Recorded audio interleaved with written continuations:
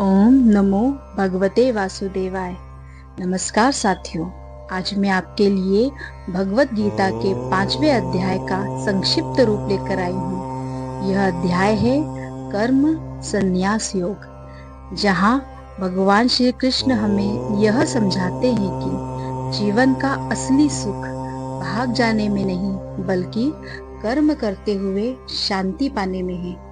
आइए इस गहरी सीख को आसान भाषा में समझते हैं। इसके मुख्य भाग हैं। अर्जुन ने पूछा, हे कृष्ण, संन्यास अच्छा है या कर्म योग? भगवान ने प्रेम से कहा, दोनों मार्ग शुभ हैं, पर कर्म योग श्रेष्ठ है, क्योंकि कर्म योग वही मार्ग है जहाँ इंसान कर्म करता है लेकिन फल की आसक्ति छोड़ देता है।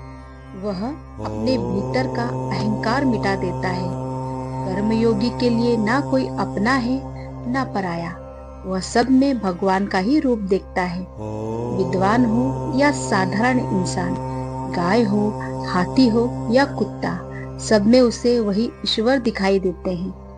भगवान कहते हैं, जो मन से शांत है, जो सब में समानता देखता है और जो निस्वार्थ भाव से कर्म करता है, वही जीवन में सच्ची शांति और मुक्ति को पा लेता है।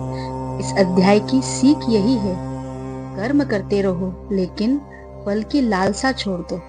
यही असली आजादी है, यही जीवन का सबसे बड़ा सुख है। साथियों, गीता हमें यह बताती है कि इंसान का कर्तव्य ही उसका धर्म है, और जब हम कर्म को भगवान को अर्पण कर देते हैं तो जीवन से डर, चिंता और दुख अपने आप मिट जाते हैं। जीवन का असली सुख भागने में नहीं बल्कि कर्म करते हुए शांति पाने में है।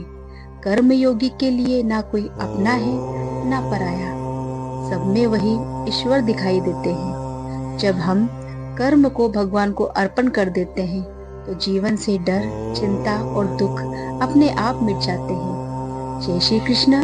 यहीं पर 5वां अध्याय समाप्त होता है। मिलते हैं अगले अध्याय में, जहाँ श्री कृष्ण हमें और भी दिव्य ज्ञान देंगे।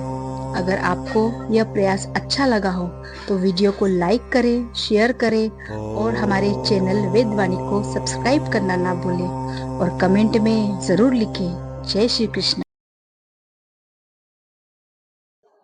Thank you for watching. Like, comment, share and subscribe my channel Vedvani.